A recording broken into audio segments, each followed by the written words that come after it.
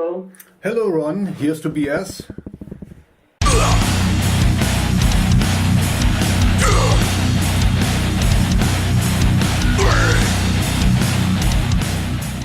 Hello and welcome. I'm talking with Ron from the band Simplefixty. How do you say the name? Can you just give me the name how you would say it? It's Simplefixty, like in simple and fix and thank you. I see, Simplefixty. Thank you. Yeah, and you're from Norway, right? That's right. Okay, perfect. In preparation for this interview, I tried to find a little bit more of some details from you, but I was not able to find a lot, I have to admit. So you're a little bit a mystical entity somewhere up in Norway. So maybe we start with the basics. You're a solo musician at the moment, right? That's right. Okay, so how would you describe your musical style? It's kind of a cross between metal step and industrial, I think. Mm-hmm. Somewhere around that. Okay. I would say so too. I was kind of like, in preparation of this interview, I was thinking like, with what could I compare it? I was the only artist I kind of think comes close to you is a little bit like Rabbit Junk. I don't know if you have heard of them. Yeah, sure. Okay. Very good. Yeah, I like them a lot. They are from Seattle. And the other one would be like KMFDM with glitch. Because you have a lot of these glitchy things, what you hear more in this, I guess, this step stuff. So you have your personal twist on the music here. KMFDM has been like kind of heroes of mine for a while. Mm-hmm. Since I discovered them, I really like the music. Yeah, me too. And they're very nice people, I have to say. Yeah.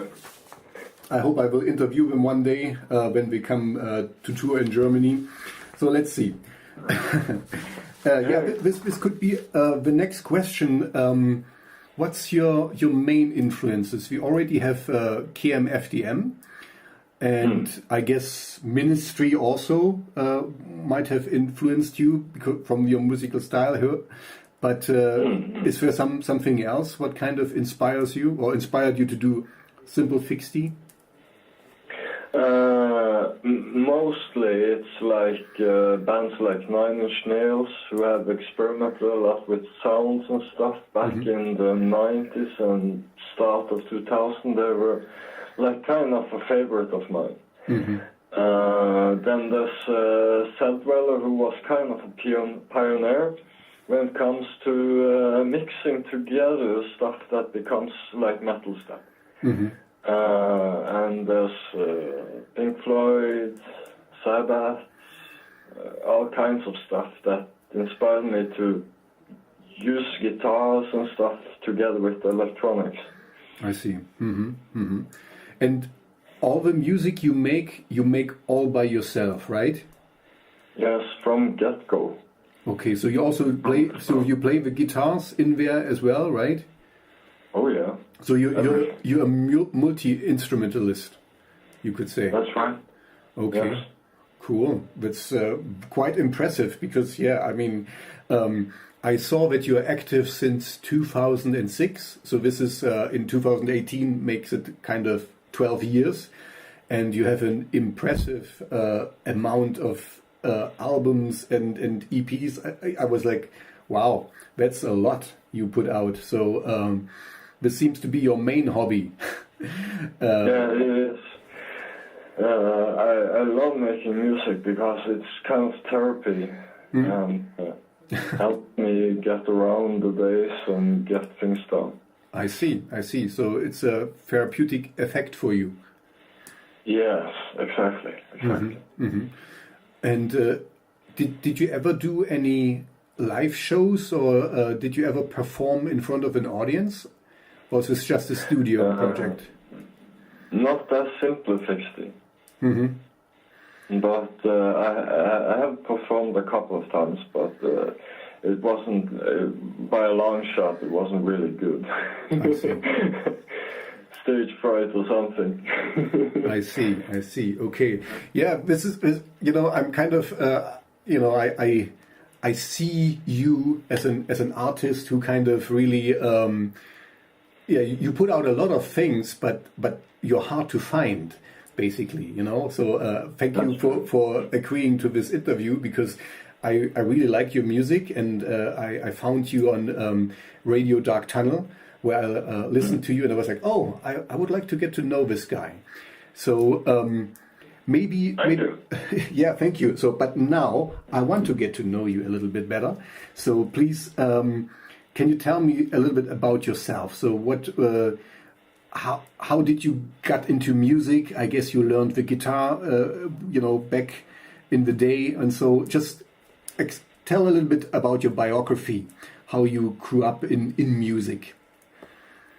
Well, my interest in music started with childhood. I listened to like Black Sabbath and stuff that my mom played for me, and Iron Maiden and so on. She was into like kind of dark metal, dark rock and stuff, ego and all kinds of stuff, and it just grew on me. As I grew up, I became more and more interested in music and sounds and stuff, and started experimenting with electronics, learning to play the guitar around.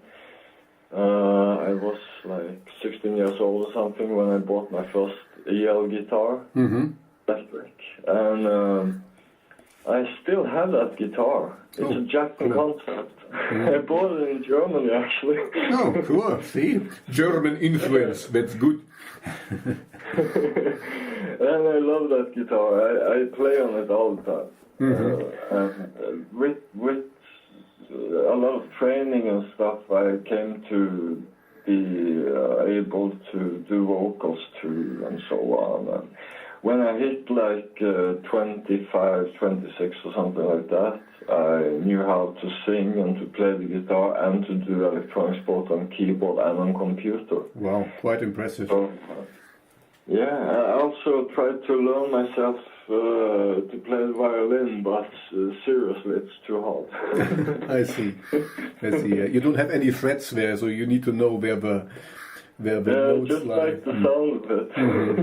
Yeah, no, it's okay. So I guess you also played in other bands and kind of came around a little bit in your music scene. What's around you? A bit. I played in a couple of bands for a little while, a short while. And it worked quite well, but what destroyed the bands was usually that I was standing there and playing the synths. They were just doing guitar solos of like Deep Purple or something all the time and not making their own stuff, so I just bailed out. So I wanted to make something new, so... I see. So you were basically in a cover band, and you wanted to do your own music. Yeah, it ended up being like cover band, and I have a lot of respect for like bands like Deep Purple and artists like Jimi Hendrix and so on. But still, you have to do your own thing in life. You can't just grow on other people's stuff. Absolutely. No, I completely agree. I'm with you here. I like the influences, but yeah, I want to do my own thing. And so we kind of have a similar background in this. I also play bass and did this in a lot of bands, but now I like more electronic music, and now I want to get them together. So you're the perfect example of what I would like to achieve one day. But yeah, you made it really... I mean, I'm quite impressed. I also think you mix your own things, right? Or do you have other people who mix your music for you? I master and do everything. I do everything by myself. Wow. From get-go. Wow, perfect. I mean, I'm impressed, honestly. So, can you Norway is a faraway place for me and most of our listeners, I guess. So, can you describe I mean, you don't have to mention any cities or whatever, but in what kind of area you live and how many people are there, so that we just get an idea in what's your surrounding is. Yeah, I live out in the woods, like in a forest. Really? Yeah, there's like I don't know, in this area there's like 2,000 people for miles away. There's more polar bears than people, huh? Yeah, they eat you up, you know. Just attack you. No, seriously, it's okay. There's deers and stuff running around at night time. So when you walk around in the dark, suddenly you have a deer in front of you and it's running away. Like, wow, man. You know? So it's really like I pictured, kind of romantically. You're alone on your own. I saw as I was looking around to find out more about you. You were lifting some rocks and stuff. I mean, were you building something, or was it just for posing for the picture? I just did it for fun, really. I see. Okay. I have like a thing with lifting stuff and so on. It's just a hobby, like something I like to do. Mm-hmm. I don't know. It just fascinates me, like the weight of things. I don't know. It's a strange thing. Mm-hmm. Okay. Some would think it's just stupid. Others don't. It's like that's how it is. It's kind of your thing, so I get it. Yeah, like I was visiting a friend the other day, and he had a motorcycle, a Harley Davidson. It weighed like 250 kilos or something. Mm-hmm. And he wanted me to move it from one area of the house to the other over a threshold. Mm-hmm. And I was like lifting it and carrying it. Really? 250 kilos? Yeah, like I lifted the back part, from the floor, and he was on the motorcycle, and I was like carrying him and the motorcycle over the threshold. That was funny. That's quite impressive. Okay. Okay, so we established that you live in the woods, basically, so far out from any civilization, whatever. I mean, not really any civilization, but I guess you have internet and things. Yes. What struck me a little bit as I was looking into you was it seems like that you almost have no commercial interest in your music. I saw on your YouTube channel that you give your music away for free. You just want to be credited that it's from you. So let's phrase it a little bit differently. What's your what do you do for living? So what is your work? What's your daily thing where you get paid for, where you get money? Because from music you apparently don't make money. That's right. Well, I used to work at factories and all kinds of stuff back in the days. But I had a series of incidents that made me become sort of schizophrenic. Oh. And that has placed me in a quite awkward situation in my life. That's why I live out in the woods and not amongst a lot of people. I see. I had some incidents where I woke up in the morning and was living in Bergen or something in Norway. Mm-hmm. And just discovered that I had gone completely mad and put knives in people's stores that I hated and so on. And I was committed 2 times to the mental house, and you know, the first time I came back to where I lived, and I found the walls full of little toothpicks that I had put in every hole. Mm-hmm. Possibly because I thought there were cameras in every place in that fucking wall. I see. So I just went mad, you know. So you have episodes and you don't even remember what you did then. So it's kind of like you switch into a different persona. Yeah, you know, I get 2 kinds of medication to keep moving in the right direction mentally, you know. Like, it's been hard. Mm-hmm. A long fucking road from insanity to reality. I see. Now it makes now it makes even more sense with music is your therapy, and now I understand that you have a lot of output because I think, you know, from my perspective, it's like when you work on music, you don't do any other crazy things, right? So it's kind of keeps you sane in a way. And that's I mean, that's, you know, I'm a little bit sad to hear that because I really like your stuff and I would have liked to see you live and performing, but I completely understand that this most likely will never happen. It's very sad. You never know. If I get the right attitude back, I could do with some live shows.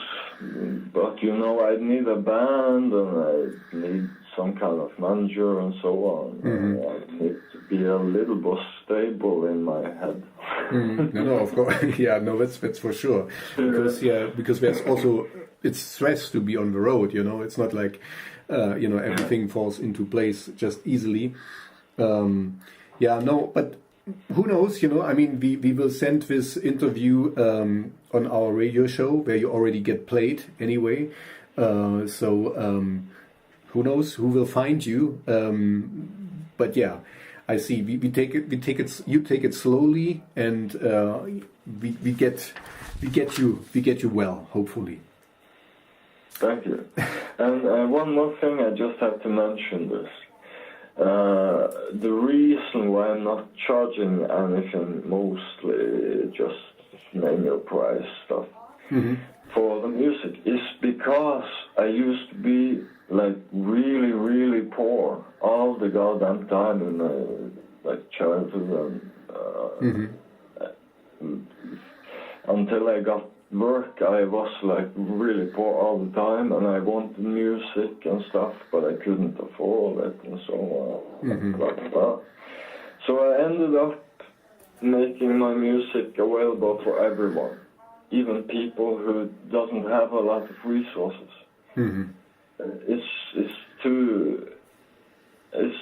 To me, it's more important to be heard. No, I get this. To charge people money or like, you know. It's very noble. And it's also just yesterday I heard a biopic about Wittgenstein, and Wittgenstein also gave away all his money, and he was very rich to his siblings, and he wanted to be just a philosopher. So you know, that's very noble. And when you can. If you can do that, and if you can still have a life, you know, that you have your living things met, that you have enough money to you know, enjoy your life and do what you do. I think I'm completely with you. So it's a gift you share with the world, basically. And I'm very happy that you do this, because that's how I found you.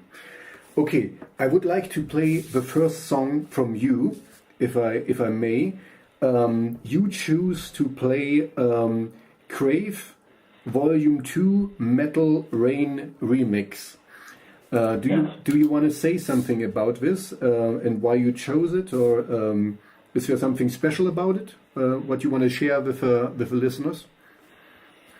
It's inspired by the situation going on in the world. Like, there's growing wars everywhere around us, and stuff is just like falling apart with like Trump and all the shit that's happening. So I like gave out the song one more time on Grave Volume 2 to just like make people see a bit of it if they haven't already. That is just wrong. Like with all the people who are using their power to control the people around them, you know, in the wrong way too. I see. Yeah, that's what the song is about. I see. You know, stand up to the man, you know. Perfect. Okay, no, I got it. Thank you very much. So now we play Crave. My next question would be, I saw that you, on your YouTube channel, you put out some videos, and I saw that you used some old movie footage and stuff, but you also, I guess you built this. There are some, how you say this, mannequins or something, some computer graphics and things. So is this all done by you, or did you have somebody help you with that? I create everything I give out. Everything. The stuff is made in Blender, a 3D program that's free, actually, just like my music. I see, okay. And it's really good. I recommend it. Okay. So, I mean, we touched a little bit on it. So the music you make is therapeutic for you, that's understood, but what's your inspiration for making music? I mean, you just said about Crave, what it is about, but what kind of usually inspires you to make music? I think mostly it's like political stuff, and sometimes it's like the more mental stuff I deal with. That it's a mix. Some of the songs are colored by how the world is going around, stuff that's happening and that concerns me in the world. But other songs are more inspired by my illness and so on, and like it's inspired by fantasy, which I like very much, like fantasy art, you know, and fantasy movies maybe, so on. It's inspired by horror movies and horror situations that I've been in myself, so on, horrific things I've seen because of the schizophrenia. But, you know, you get inspired by the life you live, you know. No, I understand. I just, you know, wanted to, but sometimes you have like a trigger event or something that, you know, sets up things, and so, you know, it seems to me anyway that you are kind of really, how should I say, you have a wealth of inspiration in yourself. So, because some people have a little bit, you know, like writer's block or something and don't come up with new material, but as I see you, it seems like you're constantly writing new material, right? Yes. Yes. So, how can you walk me through to a process how you create a song? So, what's kind of the steps you do to get to an end product you release later on? Well, I usually start with synths and stuff and the rhythm.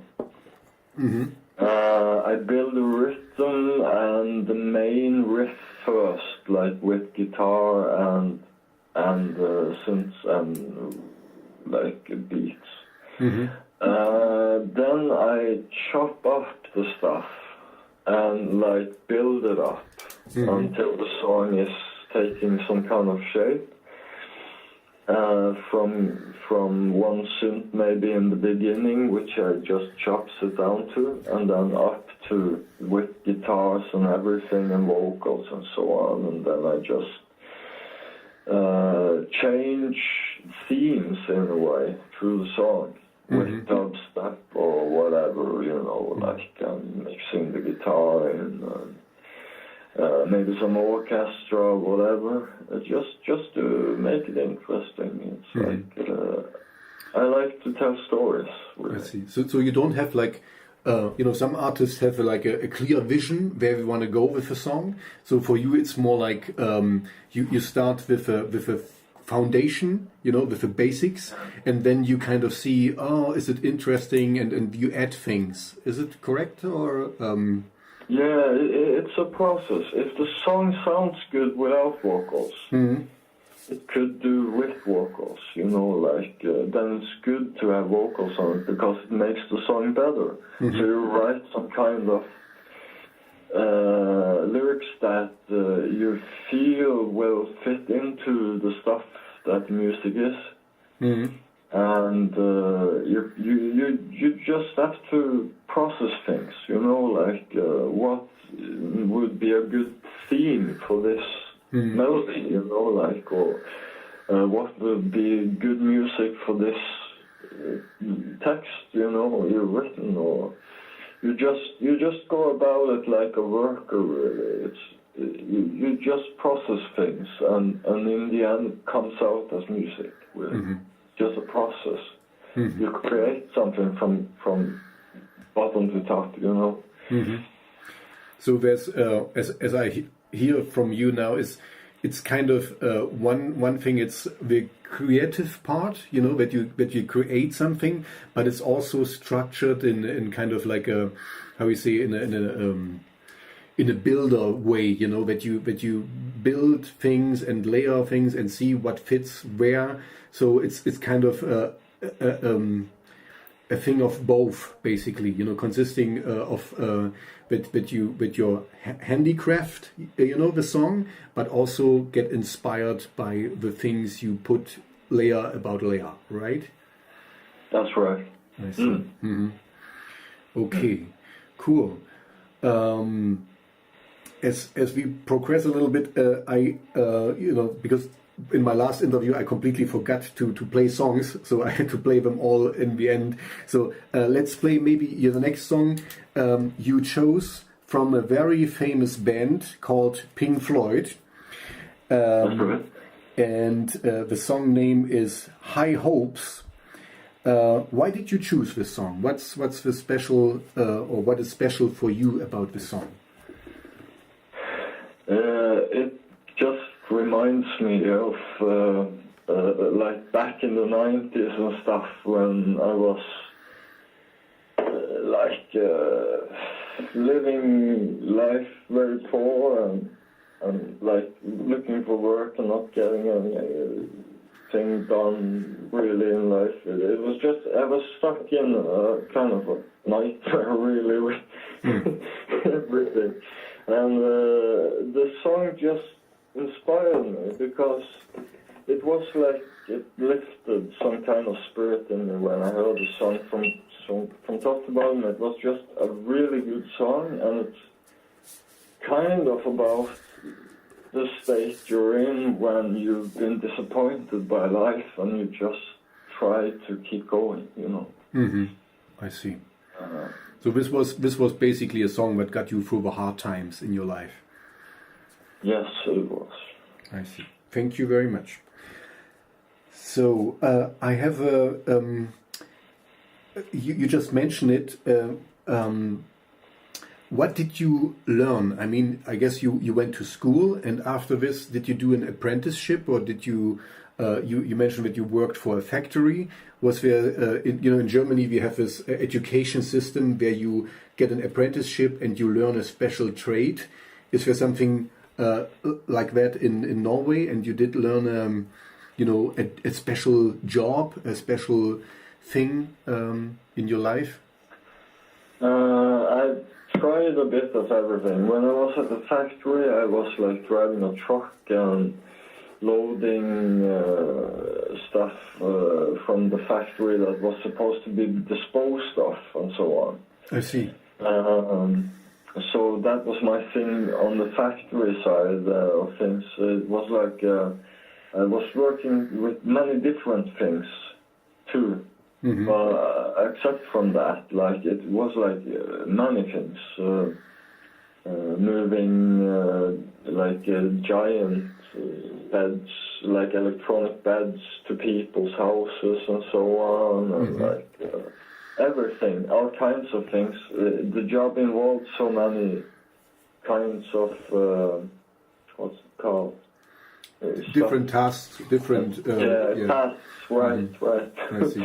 So it was like moving stuff for people and so on, and like work on the factory, working outside the factory, and so on. I see. Like a moving firm, but also like disposal stuff, like waste removal, I guess. Yes, right. We moved like all kinds of trash that the fabric produced, and drove it to the junkyard and so on. I see. Okay. I also studied the arts, like painting and stuff. But I just had a breakdown because my woman, she left me, and like in a state of a situation that I couldn't cope with, so I had to just bugger off from the whole project, like to keep myself going. But I liked to paint back in the days, like oil paintings and stuff. Okay. So you could basically paint your own covers for your albums, right? Yeah, I like the stuff that I have on the covers. Most of it is like made with 3D animation stuff. Like I make it from scratch, but it's still not. It's not paintings really. It's more like 3D graphics stuff. But I have a friend who supports me with some cover stuff that she draws and paints and so on from time to time. Like on Fire Volume 3, I think she drew the character and the stuff that's on the cover. He's holding like a Koopa or something that is killed. He's framed on the outside of his head and stuff. I will check it out later. I will check it. Okay. You mentioned, you have, of course, friends, and what I would be interested in, I know you live in a very remote region in Norway, but is there a music scene? Is there something, I don't know, pubs or, concert halls where you can go to? Is there some musician live music there, or is it dead? That's what I wanted to know. I mean, well, there are like, I don't know, like country or blues bands or so on performing a couple of miles from here sometimes. Yeah. But I don't know. It's not really my scene. It's just not what I want to see and listen to. If I go to a concert, I want distorted guitars and stuff, Not like... all respect to people like Johnny Cash and so on. They made really good music with good lyrics. But like a lot of people who like copy of these artists who lived back in the days and really did a good job. They have like a really boring side. Yeah, I know. We're just recreating what already has been there and done by other artists, but much better, because usually the original is better than just the 10th copycat. So I understand. I understand you here. That's why I really. Yeah, I can kind of. I feel again a little bit sorry for you, because you make great music, but I guess nobody really is interested in in your area where you live in, because this would be perfect for the VGT, for the Wave Gothic meeting here in Leipzig. To play this music. This is really where people who really like that stuff would be there and could support you. But yeah. I'm a little bit sorry for you. Hey, don't bother. I have these woods to keep me company, and I have like friends stopping by from time to time who listen to other stuff than blues and stuff like that. You know, like I have companies from time to time, but still I am like antisocial being. I see. So that's why just a phone interview. You know, like I like people, but sometimes I just like don't get across the right way to people because of issues I have. But still, I kind of think that this is the best setting for me, like working with the world from other kind of view than on the stage then. Like, it's the only way I can do it right now, so I do it that way. Okay, no, I'm happy that you're doing it, and I'm happy that I found you. So that's perfectly fine. I was just wondering if you have any other hobbies besides music. Is there something else you like to do in your free time? I love to work with like animations and stuff for the videos. Like art and stuff like that can fascinate me. Sometimes it's just stupid, but other times like the sci-fi art, like heavy metal and stuff like that, manga and so on.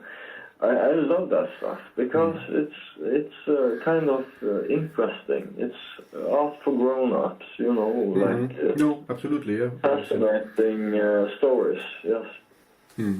So, but because you're just talking about this, what's your favorite manga? What do you really like? What's the best one you think? Of all I've seen of manga, I actually have liked most of it, but some of it is like extreme, like the overfilled, you know, Otsukidoi. It's insane. That movie is just crazy. I have to say, which was it again? Can you repeat it? I didn't catch it. Yeah. The overfilled, or Otsukidoi, like it's written. Okay, I have to check it out. I don't know it. I have to find it. It's a crazy movie. I have to see it. Okay, yes, I will. Thank you for. What's see? Let's stay on the topic. What's your favorite? Or give me the top three, because I did this in the last interview as well. What's your top three favorite horror movies? Top three? Oh God, Jesus. I have to think a bit about that because I don't like the new ones. Yeah, me neither. It's like it's a lot of gore without anything. Yeah. The Exorcist is on top. That's no problem. Okay, Exorcist. Yeah. And I think Poltergeist comes after that. And I really liked a movie that was written by Stephen King that's called Sleepwalkers. Sleepwalkers, okay. Sleepwalkers, yeah. It's like a new catch on werewolves in a way. I see. I have to check it out. Cats can kill them, and that's the only thing that can kill them. I see, okay. Did you know with Poltergeist, this is one of the rare horror movies where nobody dies. You know, it's just suspense all the time. You know, it's just nobody dies, but it's a horror movie. You know, and it's a really great one. You know, and I guess this is where we kind of agree with all these modern slasher and gore and whatever. I mean, it's sometimes cool. But you don't need a lot of blood and gore for a good movie. If you have a right suspense, and if you have a good script and good actors, you don't even have to show blood or something, and it's effective. Yeah, you know, Poltergeist is a perfect example for this, for me. It is. It is. It's about. Like today, I just saw this movie, World of Warcraft movie. Yep. Designed from the game in a way, or like a catch frame from the game. But still, I like I was thinking about it when I saw the movie that this is just like wasting my time because all they do is kill and kill and kill and kill and so on, and it has no real plot. It's just like, okay, in the end, it's just war between everybody and no resolution to the situation and so on. But it was cool in a graphical kind of way. Yes, but of course. A good horror movie doesn't need to kill you. It just makes you interested and scared like fucking hell. The Exorcist 2 just had 1 or 2 murders, I think. And the final guy, he like jumped out the window because he took the demon in by himself. So still, but like it's the suspense, like you say. Yep. If you make a good script, a good story, if you look a little at the world before you write your script and see things for what they are, you will find a lot of scary shit. Yep. Yeah, I completely agree.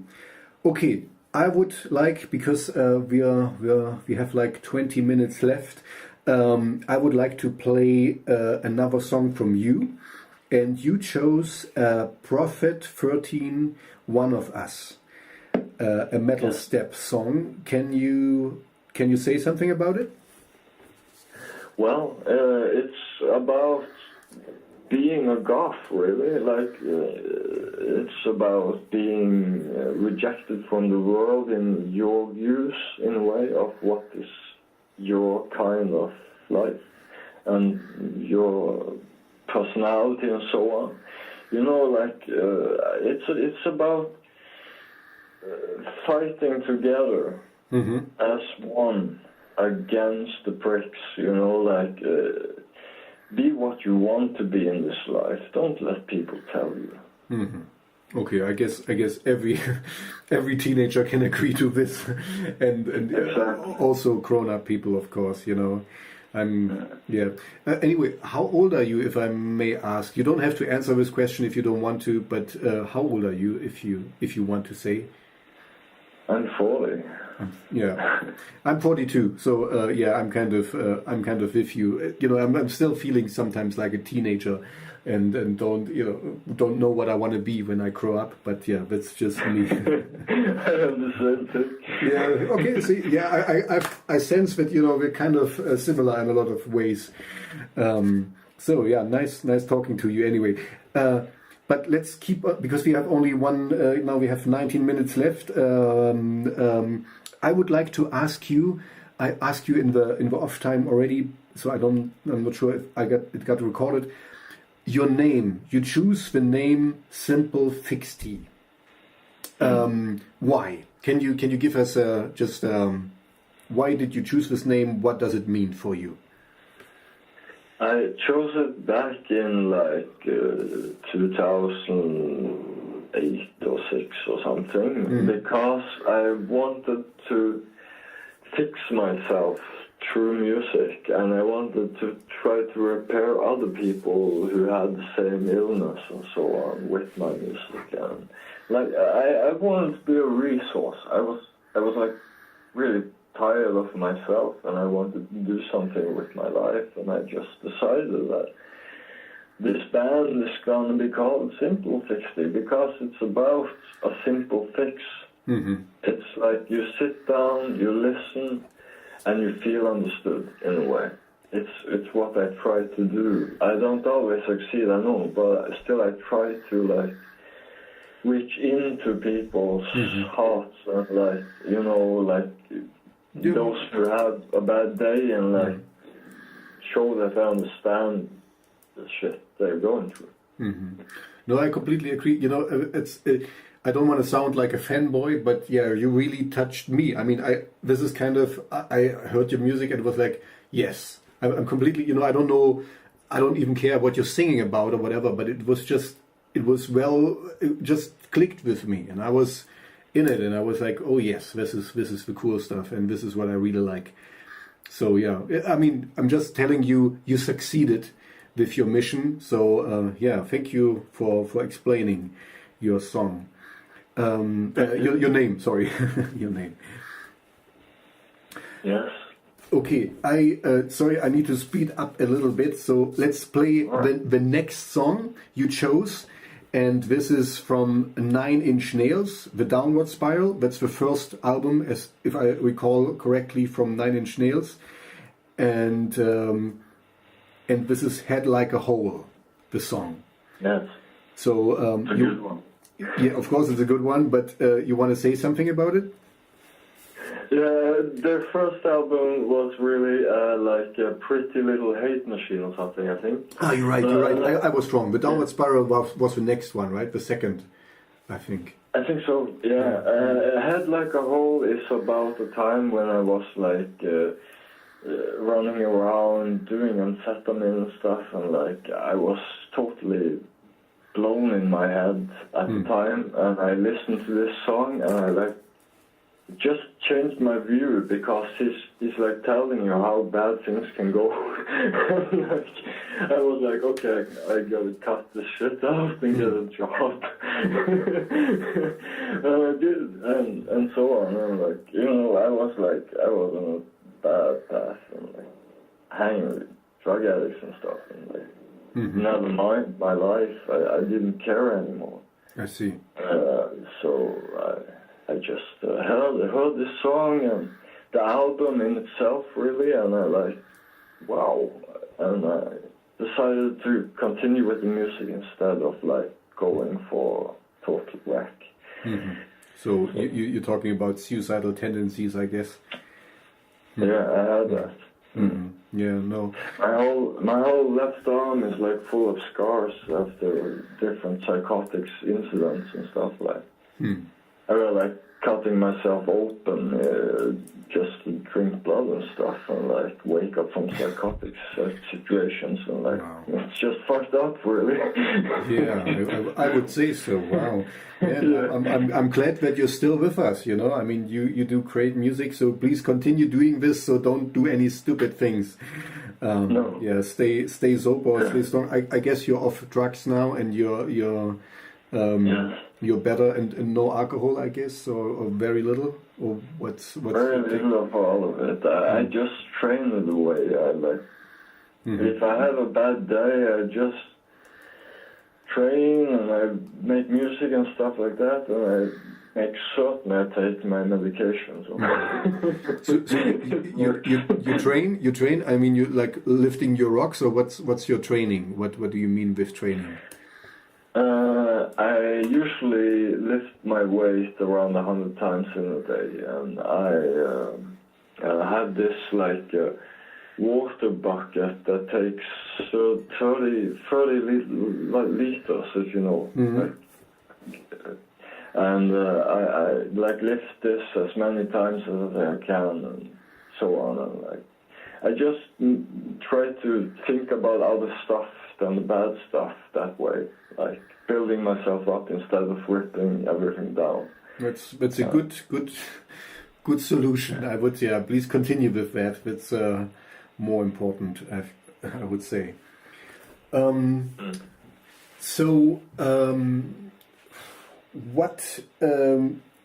are the most important things in your life right now? So what's the 3 things you cannot live without at the moment? That would be music. Okay, yeah. My family. And this kind of newfound passion for life that I've experienced. The last 5 years I've like been like, wow, life can be okay. So, and it's much due to both my family and my music that I that way at all. So I couldn't do without any of those 3 things. And does it bother you a little bit that because you're so secluded, I'm not, I don't know how much you get, to hear from your fans or from people who give you encouragement or say, oh man, you do great music. I mean, do you have like a fan base, or do you get people telling you, please, like I did now, stay with it, and you're doing great music? do you have any feedback from your fans? That's what I'm asking. From time to time, but it's mostly from fellow musicians and like radio hosts and stuff like that. Mm-hmm. In a way, I don't experience very much effort from my closest friends and so on about what they think about what I make. Really, they are on a different stage, when it comes to music, and my stuff is a kind of too hard music. I see. For them. Okay. It's like too much metal, too much this, too much that, you know. So. Mm-hmm. But I would think, this is kind of like a stereotypical view, of course, that in Norway there's a lot of, black metal, death metal and stuff. So there should be kind of, the Norway metal bands are kind of well known throughout the world. So that's maybe you have the wrong friends. No, you don't have the wrong friends. Don't get it, don't misunderstand. I know what you mean. Yeah, it's kind of like we have a wrong taste. Let's put it this way. Yes, they don't really get my spirits up with that, but it's like, at least I have the company, like, you can't choose always. Mm-hmm. It's like, if people are your friends, they're friends, and you just, like, put your ego aside and, like, think about other stuff to discuss and so on, and like maybe have a beer or whatever, some whiskey or whatever, just talk. I completely agree. This is just because we have different musical tastes, we're still your friends. That's absolutely. It's just I wanted to because you're like, you're very far out and.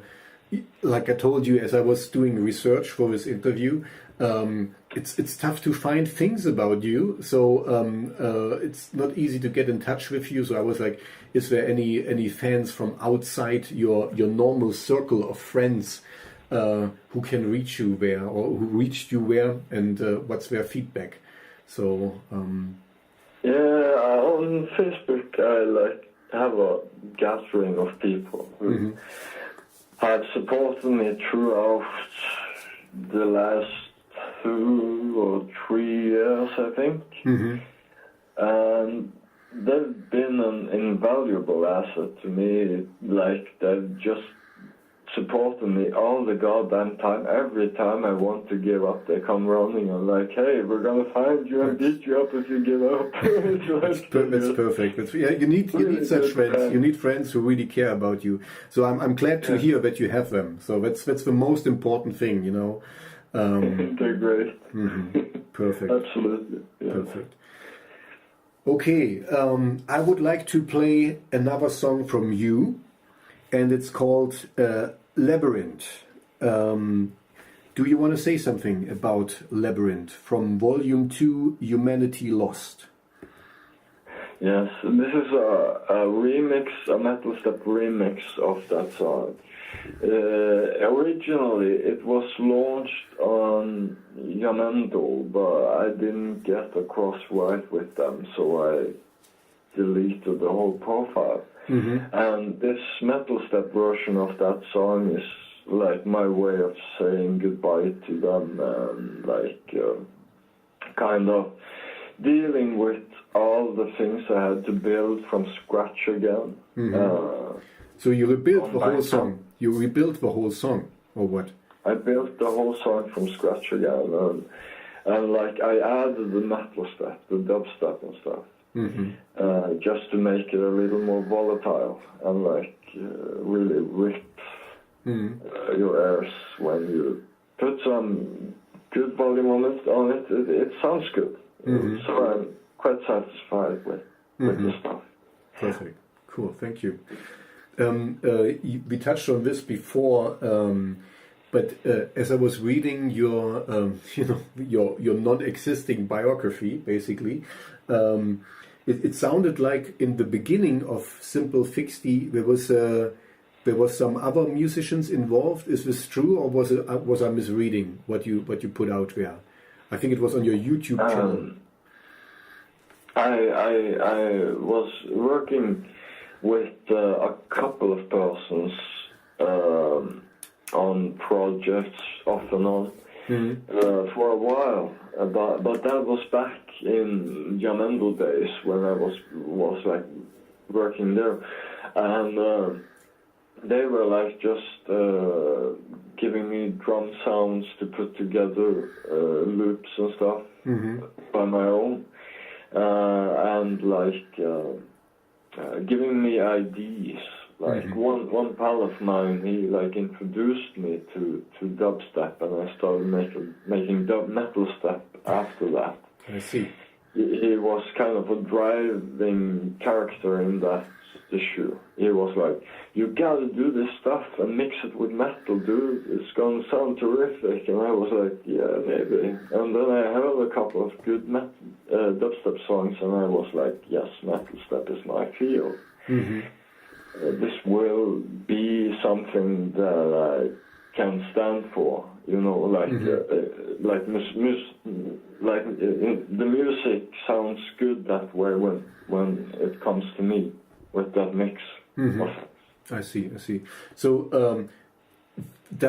it sounds a little bit like you would be open for collaborations. So other musicians could kind of contact you and ask you, you want to work on a song together, and you can switch around ideas or share ideas and work on a song together.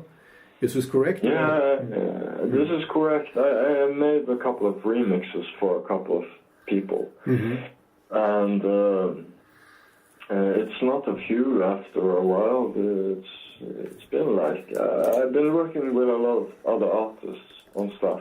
I see. And when it comes to remixing things, that's what I really like to do. Yeah, no, you seem to become quite good at it. I mean, so do you want to mention any artists you worked for or you remixed songs for? Yeah, sure.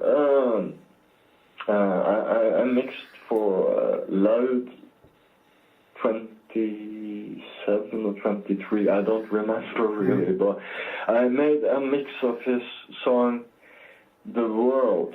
No, The Earth, that was the name, sorry.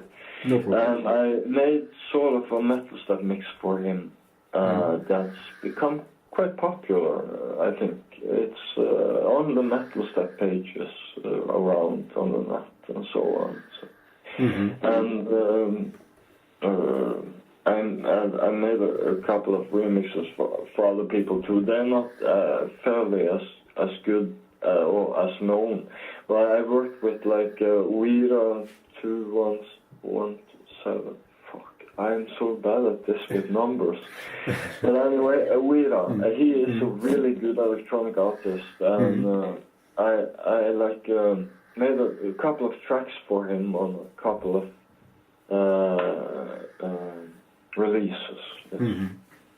I see. And so on. I like to cooperate with people in any way I can, really, but it's gonna mostly be by internet, Like. No, of course. I mean, you're far out, so nobody can reach you. But I'm far out. Yeah. I mean, you might not be easy to find. So yeah, of course. But internet apparently is working, and so is the phone line. Fortunately, I would need to end the interview now. I'm really sorry for the short time I only have for you today. But I think we can do another one in the future. And I thank you for your time. And I would like to play your last song you chose from Cell Dweller, and the song is called Symbiont. And would like you to say some last comments and then say goodbye to you.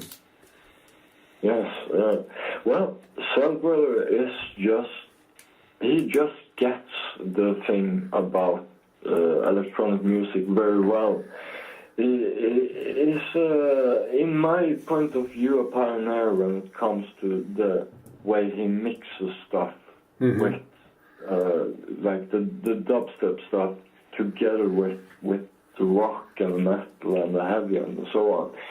He has a bunch of talents, and Symbiont is one of the songs I really, really like from his first album. It's like, I can relate to it because there was a lot of bitterness when I lost my girlfriend, my woman.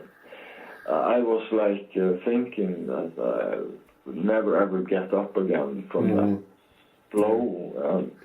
When I heard Symbiont, I was like thinking, okay, maybe there is a way, but I gotta get angry. And not that like her or anything, but just get myself out of the shit I was leveling to, you know, like, and get up again and get out, you know. I see. Yes. Okay, thank you very much for your time. I need to stop now. It was a pleasure to talk with you. Thank you. Okay. No problem. Talk to you later. Bye. Yes, bye.